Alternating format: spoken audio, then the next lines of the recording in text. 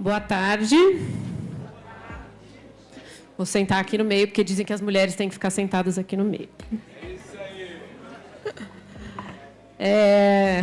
Queria convidar para vir aqui comigo o Fernando.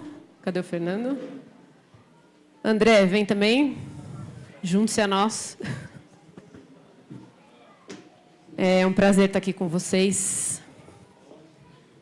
Para quem eu não conheço ainda, que não me conhece, meu nome é Karen.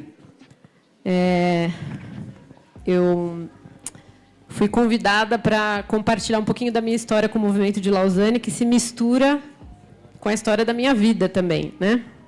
E também para compartilhar um pouco sobre as redes temáticas. Então, eu moro hoje em São Paulo, eu trabalho como psicóloga hospitalar na rede pública, na Prefeitura de São Paulo. Então, de segunda a sexta, eu passo os meus dias dentro de um hospital público. Então, é uma realidade bastante distinta, vocês podem imaginar, né? Eu nasci numa família bastante missionária, né? Eu sou fruto, inclusive, dessas histórias que vocês ouviram hoje de manhã, né? Meus pais se conheceram e começaram a namorar depois de uma equipe de Vencedores por Cristo, um ministério que começou há muitos e muitos anos atrás, e eles viajaram juntos durante um ano, desde o Rio Grande do Sul até o Nordeste, de carro, a equipe, evangelizando em todo lugar que vocês podem imaginar, né? Então, tem muitas histórias para contar. Então, eu já nasci nesse contexto. Meus tios também são missionários, minhas tias também envolvidos com Mocidade para Cristo, envolvidos com a MTB, envolvidos com Vencedores por Cristo. Então, eu já vim desse lugar, né? E como a gente ouviu agora há pouco, eu sou de uma geração que conhece as dores e as alegrias de viver nos bastidores da missão e da igreja, né? Então, eu cresci ouvindo isso, eu cresci experimentando das coisas boas e das dificuldades. E eu sou da geração que, inclusive, os pais falavam, né? Meu filho, mas você tem certeza que você vai para o campo missionário? Faz uma faculdade antes, né? Arruma um trabalho fora da igreja primeiro, depois você vê o que você quer fazer, né? E eu tive essa crise em algum momento, né? Porque eu sentia um chamado. Eu sou uma introvertida sociável, isso existe, viu, gente? Os introvertidos também gostam de estar com pessoas. Eles só precisam de um tempinho a mais para recuperar o fôlego.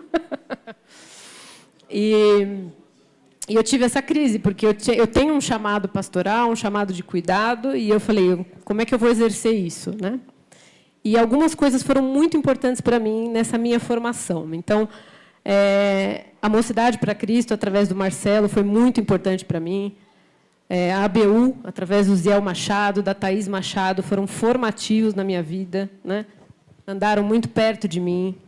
E também os meus estudos no Regent College depois, meu pai, Nelson Bomilcar, o Ricardo Barbosa também, caminhando perto. Todos eles me ajudaram a entender a minha vocação, né? E o Dr. James Houston, que é um mentor muito querido, que fez 101 anos essa semana, ele que me ajudou a pensar nessa questão de como é que eu ia exercer a minha profissão e o meu ministério, né, ao mesmo tempo, e que eles seriam a mesma coisa, né? A minha profissão se tornou o meu ministério. E ele disse para mim uma vez, Karen, você tem essa característica, você conecta as pessoas, você é agregadora. Você vai ajudar a igreja a pensar sobre essas questões do mercado de trabalho e da sua área da saúde, e você vai ajudar as pessoas que estão no mercado de trabalho a pensar as questões da espiritualidade. Não saia desse lugar, né? E foi a melhor coisa que eu fiz, né? Porque hoje eu posso estar nesse lugar, falando nesses dois espaços, né? Para mim é muito importante também ter feito parte do programa que foi o projeto Grão de Mostarda na minha vida, né? Que hoje está sendo na vida de vocês, de uma outra geração, mas ter o acompanhamento e a mentoria de pessoas que viveram a história também, né, do cristianismo. E, no período em que eu estava na Aliança Bíblica Universitária, na faculdade, eu coordenava o grupo da Universidade Mackenzie, eu fiz psicologia no Mackenzie, lá em São Paulo, E aí a gente lia muito John Stott, a gente bebia muito dessas fontes, né? E me encantava essa possibilidade de um movimento de pessoas trabalhando com diversas denominações, com diversas experiências, né? Eu sempre gostei do diferente. A Karen estava falando aqui que ela gosta de gente, é coisa de Karen, a gente gosta de gente, né? E eu sempre circulei nesses lugares interdenominacionais com muita facilidade. Eu acho muito bonito isso, a gente poder reconhecer no outro o valor e a história que Deus está construindo na vida dos outros, né? E aí, quando foi 2016, né? Que foi 2016, que eu já estou perdida aqui no tempo. 2016, eu fui convidada para participar do encontro de líderes jovens de Lausanne. A gente foi para a Indonésia, né? E aquela foi uma experiência muito boa para mim. Eu me conectei com algumas pessoas de uma rede temática de Lausanne, que na época se chamava Rede de Saúde Mental e Trauma. E ali, naquele encontro, a gente tinha pessoas do mundo inteiro que trabalhavam nessa área de saúde mental, que trabalhavam na área da saúde, que eram cristãos e que estavam querendo pensar em como ajudar a igreja e como ajudar as pessoas de fora da igreja a pensar essa integração, né? E comecei a andar com algumas pessoas de outras gerações, né? Pessoas mais velhas do que eu, que começaram a me ajudar a integrar isso tudo. E depois eu participei também do encontro de mercado de trabalho, que foi em 2019, um encontro de Lausanne que aconteceu nas Filipinas, também falando sobre saúde. E depois, em um determinado momento, essa rede de saúde mental e trauma, ela se juntou com outras redes, a gente vai falar delas agora, que é a Rede de Saúde para Todas as Nações. E aí fui convidada para ser uma das mobilizadoras da rede, como voluntária, na América Latina, né? Então, eu vou falar um pouquinho para vocês de quais são essas redes. São muitas, são várias, né? Porque há uma curiosidade das pessoas em saber como elas podem participar, o que é possível fazer, né?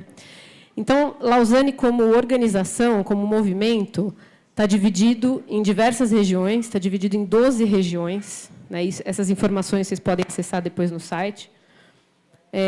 E cada região tem um líder, um coordenador regional, né?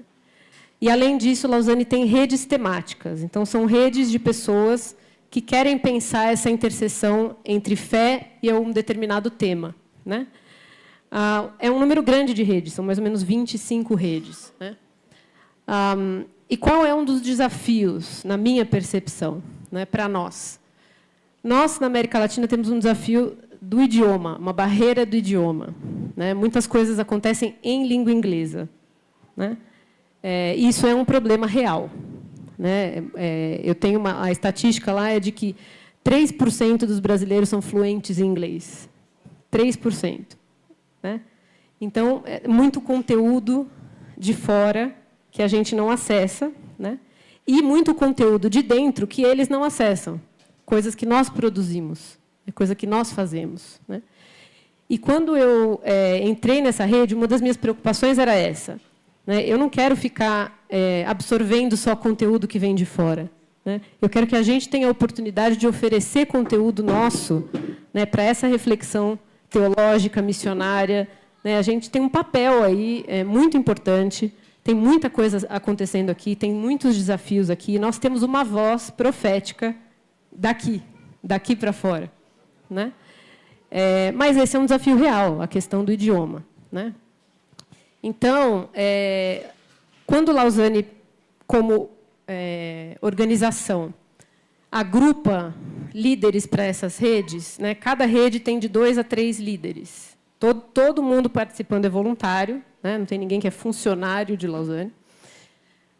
E esses mobilizadores, eles são selecionados para ser um espaço representativo. Então, por exemplo, na Rede de Saúde para Todas as Nações, que é a rede que eu faço parte, nós somos 3 mobilizadores. Sou eu, um médico americano e uma enfermeira africana, de Zâmbia, que trabalha para o governo de Zâmbia, né? Uma mulher de Deus maravilhosa, Marta. Então, por que de ter 3 representantes de rede, cada um de um lugar? Para que a gente consiga tentar escutar o máximo de lugares possível para entender o que está acontecendo, né? tem que ter essa riqueza. Segunda coisa que as redes temáticas se organizam é uma questão geracional. Né? Então, a Marta já está ali na faixa dos 70, né? O médico, que é o Maia, que está na faixa dos 50, e eu na faixa dos 40. Então, a gente tem ali diferentes gerações. Né? E agora a gente está trazendo outros líderes jovens para perto. Né? Então, eu acho que essa é uma das riquezas do movimento de Lausanne, a gente conseguir fazer esse diálogo dessa maneira. Né? Então, eu vou falar aqui algumas dessas redes. Né? Então, Lausanne tem uma rede de artes, né? Pessoas que estão pensando como relacionar a fé e as artes. Redes de cidades, o Leandro Silva, que não está aqui com a gente hoje, é um dos representantes dentro dessa rede, né? Uma rede que pensa essa relação da fé com a cidade. Redes de crianças e famílias, cuidados com as crianças, né? Crianças em situação de risco. Então, várias pessoas que trabalham com isso ao redor do mundo, dialogam, pensam juntas, né, em como a gente pode colaborar. Uma rede de cuidados com a criação. Né? Essa é uma rede fantástica. Eu lamento muito, fazendo um parênteses aqui, eu lamento muito que a gente tenha, no Brasil, perdido uma organização como a Rocha Brasil, né, tão sólida, com um trabalho tão bonito, falando do cuidado com a criação, né, falando dessa promoção desse cuidado, que devia ser um papel nosso, um protagonismo nosso, de certa maneira. Eu estou usando essa palavra protagonista com muito cuidado, mas a gente devia estar fazendo isso. As nossas comunidades já deviam estar mobilizadas há muito tempo para isso. Né? Isso é uma pauta nossa necessária. Lausanne tem uma rede de diásporas para pensar essa questão da migração, né, que tem acontecido ao redor do mundo. Tem redes relacionadas à fé e mídia, como a gente pode usar esses recursos, né, potencializar o nosso trabalho. Redes específicas, por exemplo, relacionadas à evangelização de algum povo específico, né, de algum lugar específico. Uma rede de formação de líderes. Então, como é que a gente pode ajudar os líderes com formação teológica a ter acesso a esses recursos. Né? Uma rede de integridade e anticorrupção. Né? Eu participei outro dia de uma conversa dessa rede, muito interessante, gente, que, né, as coisas que acontecem aqui também acontecem em muitos lugares do mundo. Os desafios são imensos, né? E essa força do testemunho cristão em alguns lugares, como isso é importante, né, para lidar, para enfrentar essas questões. Tem uma rede de liberdade e justiça que pensa essas questões relacionadas à liberdade e justiça. Rede de negócios como missão, como a gente falou, né? O BEM, o Paulo Maitá, que não está aqui com a gente hoje, está bastante envolvido com essa rede, o Paulo aqui do Brasil. Tem uma rede sobre pesquisa e informação estratégica, para pensar coisas para cada localidade do mundo na questão da missão. A gente tem a rede de pessoas com deficiência, que agora está se aproximando mais dessa nossa rede de saúde para todas as nações, para pensar as questões de como a igreja tem refletido sobre essa pauta da deficiência. Né? Uma rede de plantação de igrejas, né? Rede de proclamação do evangelho, enfim, são várias, e a rede de saúde para todas as nações, que é essa rede que eu faço parte. Né? Qual é o objetivo dessa rede? O objetivo dessa rede é mobilizar a igreja para pensar a saúde de uma maneira integral. Né? Saúde, como eu tenho sempre falado, não é só ausência de doença. A gente parte do princípio do shalom bíblico, né, que é muito mais profundo, que afeta diversas áreas da nossa vida. E a gente quer ajudar a igreja a pensar isso, a gente quer trazer profissionais de saúde para caminhar com a gente. Né? E uma das iniciativas que eu fiz, junto a essa rede de saúde, uma coisa mais recente, foi essa de começar a abrir um pouco de espaço pensando na questão dos idiomas. Então, a gente tem, na nossa rede, conversas temáticas com pessoas do mundo inteiro, em inglês. Né? Já há alguns anos a gente tem feito essas conversas em inglês. E o ano passado eu sentei com eles e falei, gente, não dá, a gente não pode fazer só conversas em inglês, porque a gente precisa alcançar outras pessoas e ter outros pontos de vista. Então, esse ano a gente começou a fazer essas conversas em português. Né? E a gente esteve no Uruguai recentemente, e o pessoal do Uruguai, que foi para o encontro da América Latina, está participando dos nossos encontros em português, porque eles também querem fazer parte disso e contribuir. Então, agora a gente está ajudando com recursos, né, que a gente compartilha ali, pessoas do México, pessoas do Chile, todo mundo está participando, isso é muito legal, né? E essas redes temáticas, elas se cruzam, obviamente, né? Elas são separadas mais por uma questão didática, para que a gente consiga lidar com alguns temas. Mas algumas conversas são tidas entre diversas redes, né? Então, como é que você pensa saúde e também pensa justiça? Como é que você pensa saúde e também pensa a questão da preparação dos líderes, né? A gente fez uma conversa recente pensando nessa questão da saúde integral das pessoas que estão envolvidas na obra missionária, em todas as esferas, né? No mercado de trabalho, na missão transcultural. Então, tem muitos caminhos aí para acontecer. Tá? Uma outra coisa que eu queria dizer para vocês, ainda pegando essa questão dos idiomas e das redes, né?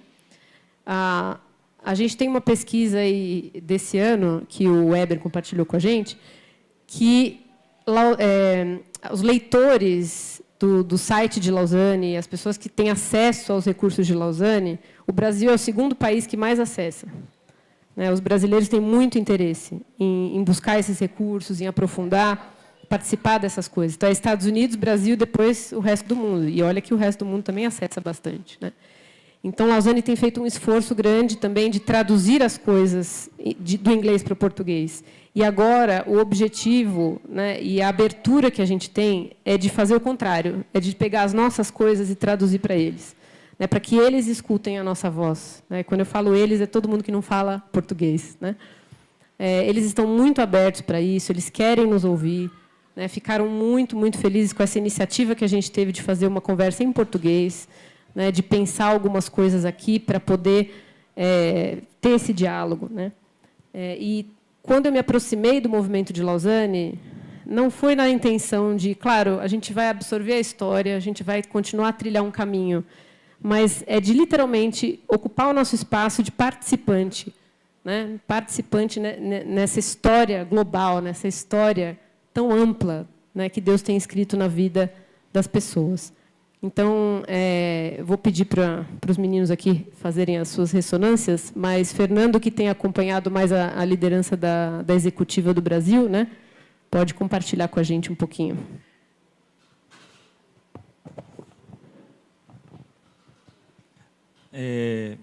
A minha trajetória não foi uma trajetória parecida com a da Karen, isso é legal.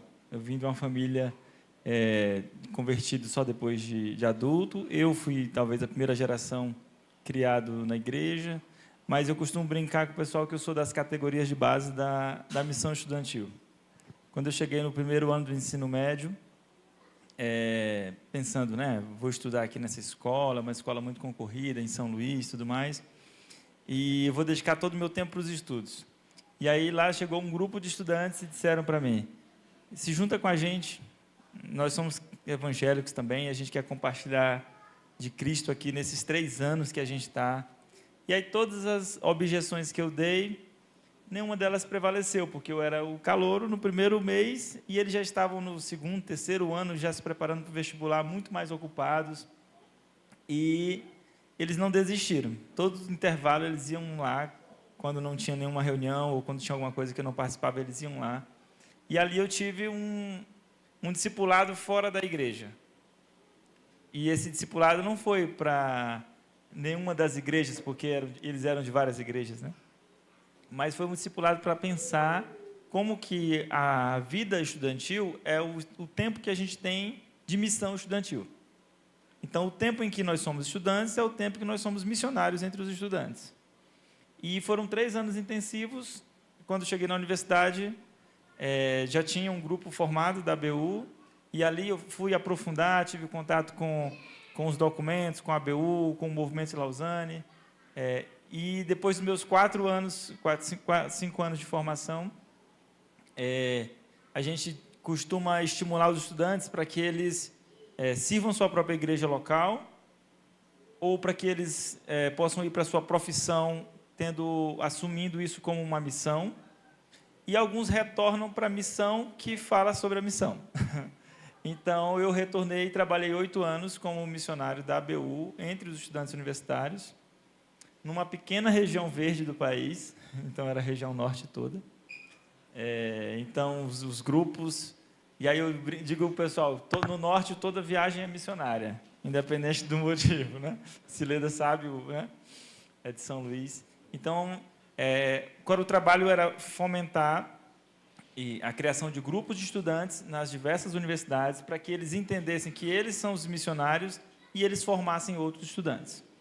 Então, dali, trabalhando com a ABU, eu tive contato com outras organizações parceiras que não eram de missão estudantil, mas elas se relacionavam. E esse é o ponto de contato com o movimento Lausanne, né?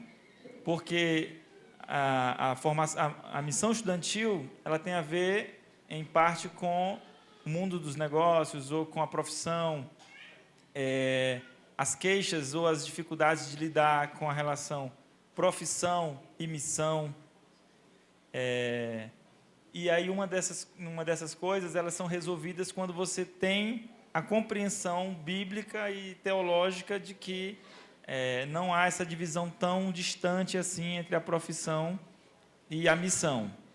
E principalmente quando a gente entende que existem os tempos na vida da gente e que em determinado momento a sua profissão vai ser a sua forma de renda, em que a sua devoção vai ser voltada para uma outra atividade, talvez voluntária, e em outros momentos isso vai se juntar.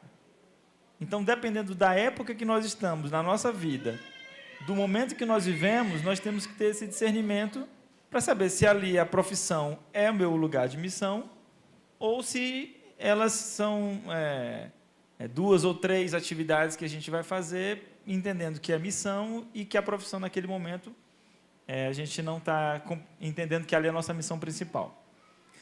Então, assim, quando a gente entra em contato com outras pessoas, tendo outras visões, o que o Valdir falou pela manhã, né? Deus tem um cardápio de vocações, né? Deus tem um cardápio vocacional para a gente. Quando a gente vê as redes temáticas e a gente vê...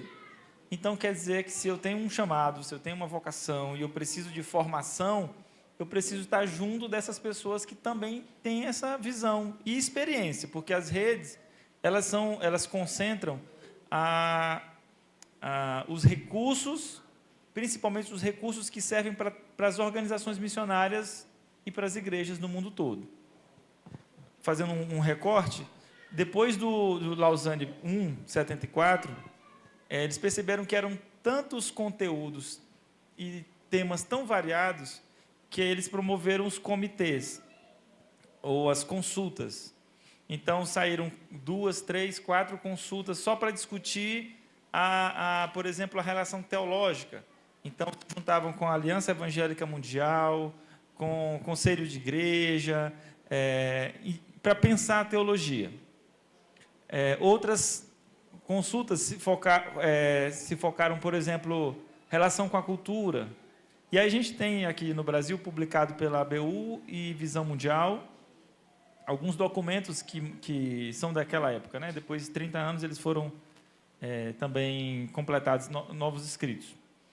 E aí tem lá, Evangelho e Cultura, como evangelizar povos que não cristãos, como evangelizar povos que se chamam cristãos, ou os cristãos nominais, estilo de vida simples, tive fome, que é a relação com a pobreza e tudo mais. Então, esses comitês, essas consultas, o Congresso gerou consultas e as consultas geraram documentos que orientaram a missão da igreja no mundo. Hoje, as redes concentram esses documentos, porque antes os documentos foram quando não tinham as redes. Mas dentro dos documentos e hoje das redes, são elaboradas inúmeras práticas missionárias que a igreja do mundo todo pode se servir. Então, vários conceitos, podemos assim dizer, conceitos missionários, povos não alcançados, Janela 1040, missão integral, empreendedorismo para o reino, inúmeros conceitos estão sendo desenvolvidos e cada vez mais aumenta a quantidade de conteúdos e práticas, né, dentro dessas redes. Então, peraí, eu tenho uma vocação e a minha igreja, ou quem me orienta, onde eu estou, só me dão 3 opções, e aí eu já estou falando de educação teológica, que é uma das redes também. Então, se eu tenho uma vocação, mas eu só tenho 3 opções, ou o ministério pastoral, ou a educação cristã, ou o missionário plantador de igreja. E as outras? Então, eu tenho que procurar, fora dessas 3 opções, quem é que está fazendo alguma coisa que se relaciona com a minha vocação. E a minha experiência vai ajudar outros que também fazem isso. Então, se a gente tem as regiões de Lausanne, que são institucional, as redes, elas são transversais, elas estão ali conectando quem está fazendo. E aí pode acontecer 2 coisas. Um sentimento da pessoa ter assim, como é que eu faço para entrar nisso? Então, a forma de entrar nisso não é participar de um evento internacional de Lausanne, né? Porque a gente está citando aqui porque as pessoas participaram. Mas eu não posso participar de Lausanne somente se eu participar de algum encontro. Então, quando a gente se refere lá no Lausanne ou lá no congresso, hoje os congressos eles são está indo para o quarto congresso em 50 anos. Tão importante quanto os congressos como marcos, né, teóricos e de relações, foi o que aconteceu no intervalo dos congressos. Então, hoje, se eu participo de uma organização de educação teológica, e eu tenho a possibilidade de ampliar o currículo dela, eu tenho que fazer isso em favor da missão, mesmo que o histórico dela seja só de 1, 2 ou 3 formações. Então, eu tenho que procurar outras escolas de missões, outras organizações que já têm uma prática muito mais aprofundada do que isso, e me aproximar delas. Essa é uma forma de participar, se aliançando. Outra forma, produzindo os conteúdos. Então, a gente tem o Análise Global de Lausanne, que são artigos que saem bimestralmente, com experiências mundiais. O Brasil já compartilhou pelo menos 2 experiências, que foi a formação do Vocari. Então, a história da formação do Vocari foi compartilhada pelas redes internacionais de Lausanne. A experiência de evangelização, de educação teológica para nativos digitais, com o Invisible College, também foi compartilhado. E a gente sabe que tem muito mais coisas que a gente pode produzir. Por isso que a gente quer estar cada vez mais conectado como Lausanne Brasil. E a segunda coisa como organização internacional, Lausanne virou um pouco mais o seu foco para os países com mais dificuldades, podemos assim dizer.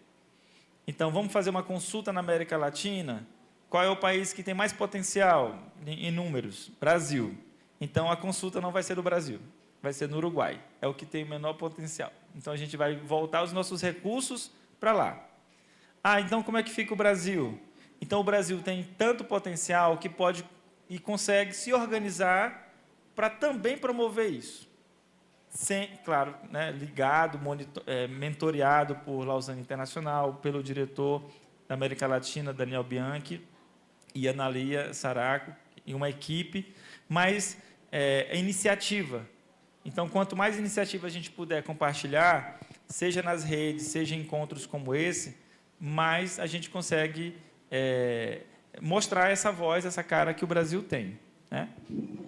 Você pode compartilhar um pouco mais, André, dessa ideia também, né? Um dos que...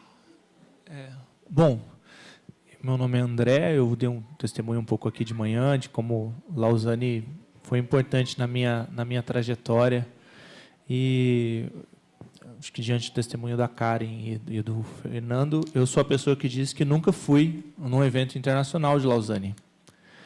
Eu sou a pessoa para o qual eu tive a experiência de, em 2014, participar de uma consulta em Atibaia, uma consulta que chamava o Evangelho da Humildade, Integridade e Simplicidade.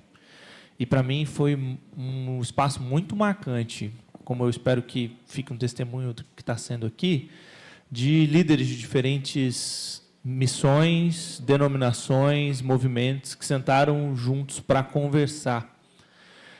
Inclusive, a sensação que eu tive 2, 4 anos depois, em 2016, em 2018, com algumas polêmicas e brigas e discussões de internet que continuam existindo, foi como fez falta o espaço para que se conversasse.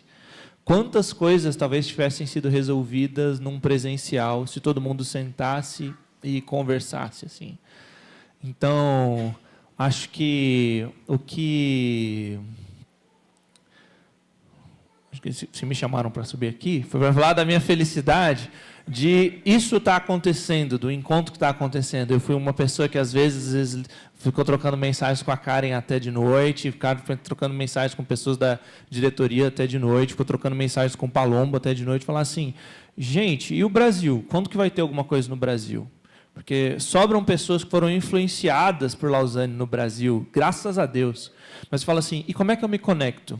Porque parece que é etéreo, assim, e faz falta um espaço como esse, assim, né, que você senta e você está na mesa com pessoas, e faz falta um link que você acesse, você está interagindo com pessoas, você vê os rostos de quem são as pessoas que se envolvem, como é que eu posso começar a acompanhá-las, a enviar um e-mail para elas e tudo mais, assim.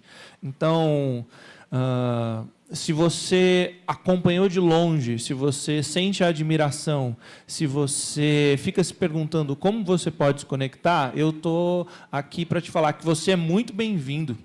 E a gente quer sonhar esse espaço no Brasil para os próximos 2, 5, 10, 50 anos, se Deus nos permitir, sabe? A Lausanne Internacional vai vir fazer aqui?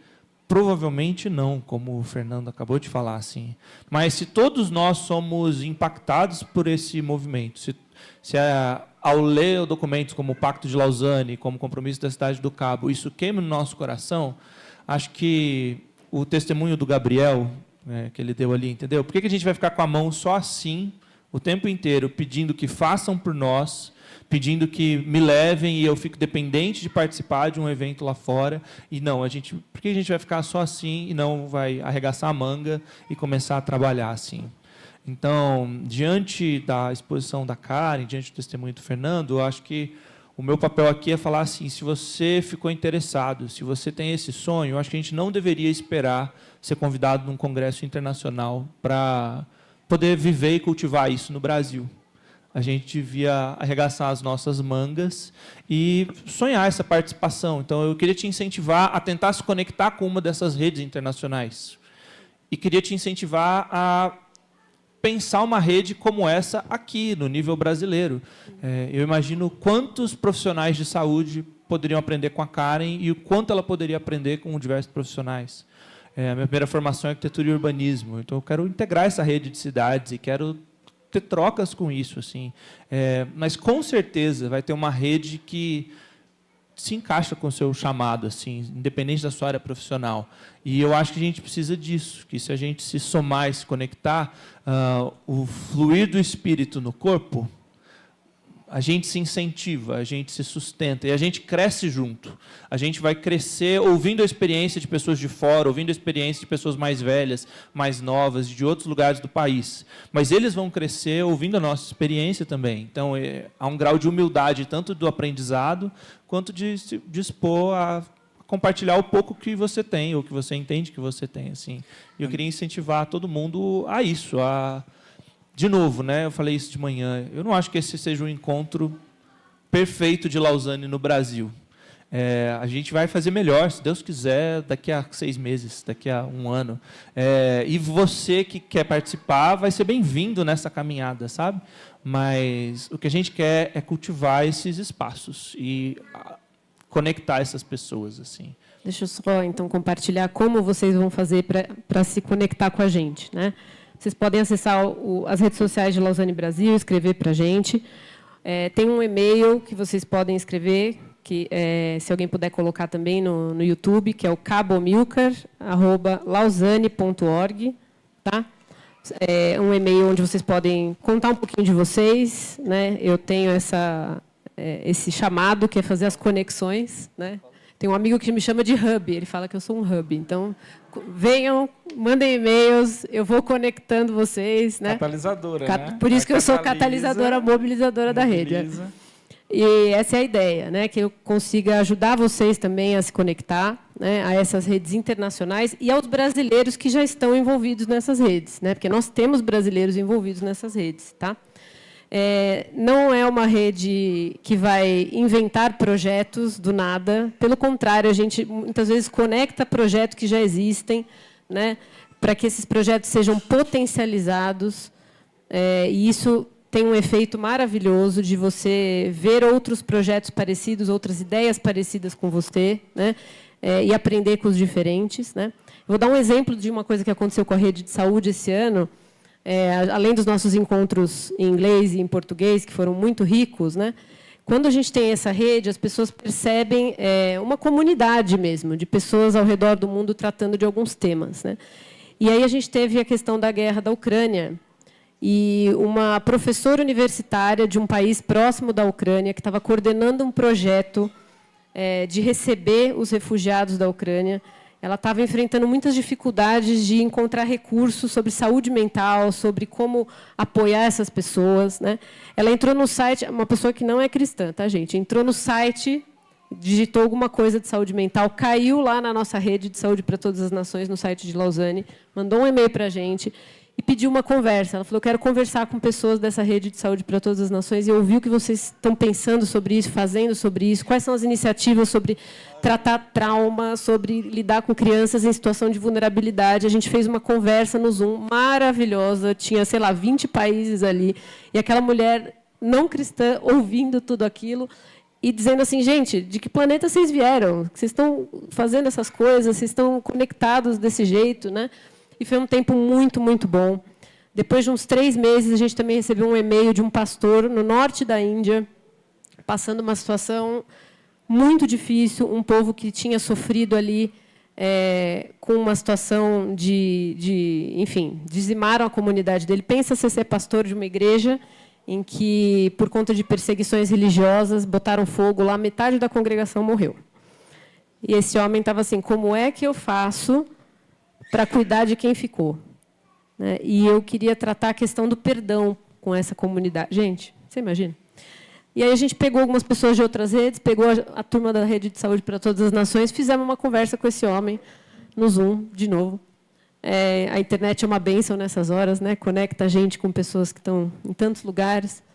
E, gente, aquela conversa foi de um encorajamento, né? Não só para ele, mas mais para a gente, porque cada um na sua realidade, pensando o que é pastorear naquele contexto, né? Como é que aquele homem pode cuidar da saúde emocional e espiritual daquelas pessoas, né? Agora a gente vai ter, no começo do ano, uma conversa com a Gladys, que é uma senhora do Quênia, uma psicóloga do Quênia, uma mulher maravilhosa que fez um trabalho de saúde mental com as pessoas sobreviventes do genocídio de Ruanda. Gente, ela está assim: chama todo mundo, vem todo mundo aí que eu quero... Então, são experiências maravilhosas nesse sentido, né? E esse ano, nas conversas em português, a gente recebeu muitos brasileiros, e de pessoas de Portugal também, e da África, porque a gente coloca na nossa divulgação, inclusive, os horários para todos os países de língua portuguesa, porque a gente quer que todo mundo participe, né? Pessoas compartilhando das suas experiências e desenvolvendo projetos juntos, gente. Isso é lindo, né? Um tem a teoria, outro tem a prática, e a pessoa... Então, é para isso que a gente está aí, né? A gente não quer fazer nenhuma competição com ninguém, a gente não quer fazer nenhuma criação de uma coisa completamente, né, nova, a gente quer fazer uma rede de cooperação mesmo, né, de se ajudar. Tem vezes que a gente entra lá na internet só para orar uns pelos outros, porque a gente está... Quem trabalha com gente sabe, né? Chega uma hora que a gente está assim, só o pó. Então, tem sido oportunidades muito boas. E só finalizando, falando dos documentos, né, que o Fernando também falou, ano que vem, por conta do Congresso da Coreia, Lausanne desenvolve um documento que é uma análise global, né? E esse ano a gente escreveu essa análise global sobre todos esses temas das redes, né? Cada artigo foi escrito por 3 a 4 pessoas, a gente escreveu em conjunto. E cada pessoa é de um país, né? E foi uma experiência também muito boa. A gente tem, acho que, pelo menos 6 ou 7 brasileiros participando disso, né? Escrevendo sobre esses temas juntos com as outras pessoas. Então, oportunidades temos, né? Possibilidades temos. Eu quero compartilhar que esse documento que a Karen falou, ele está em curso, né? E ele vai se chamar Documento de Seul, quando finalizar em setembro. E, pela primeira vez, o movimento Lausanne ele está criando um grupo de suporte, que é o projeto Neemias, que é, depois do Congresso, todas essas escutas que foram feitas e de iniciativas pelo mundo todo, elas vão receber um suporte de mais recursos, de pessoas, de conexão, para acelerar o cumprimento dessa grande comissão, né? E tem um documento que foi resultado da consulta do Uruguai, que foi da América Latina, agora, de outubro. E ele saiu ontem, está pronto, foi elaborado, inclusive, pelo Valdir e pelo Haroldo Segura, né? E aí ele tem 2 partes. Ele está em PDF, a gente vai compartilhar para todos os inscritos. É um documento norteador daquilo que foi escutado ali na consulta de Lausanne para a América Latina. Tá? Vocês vão receber, acho que umas 20 páginas, está bem elaboradozinho. É uma coisa para vocês lerem no decorrer dessa semana. E quem está assistindo a gente pelo YouTube, Daniel, vai receber como esse documento? Tá. Vai ser colocado um link agora na descrição, você clica lá e vai receber esse documento para também você ter acesso. Esse é um dos documentos. Então, são 12 documentos, cada região gerou o seu, mais os que estão em curso, mais os artigos de análise global. Então, muita coisa que está sendo produzida e ali você pode se identificar e ler, né, se engajar. Lausanne também produziu séries, que são pequenas aulas, né, em vídeo, sobre essas redes temáticas, né, com a participação de brasileiros também. Eu participei, Luísa Nazaré e outros brasileiros. Isso está disponível no YouTube em inglês e espanhol, e a gente já está trabalhando para viabilizar isso em outros idiomas também. Tá? Então, está no YouTube, chama Global Classroom, vocês encontram lá. Então, encerramos a nossa participação aqui. Não se esqueçam de entrar em contato com a gente, se você tem interesse em alguma dessas redes. E, se você quer trazer algum tema que você não encontrou lá no site, a gente pode conectar vocês também com outras pessoas interessadas. Tá bom? Muito obrigada.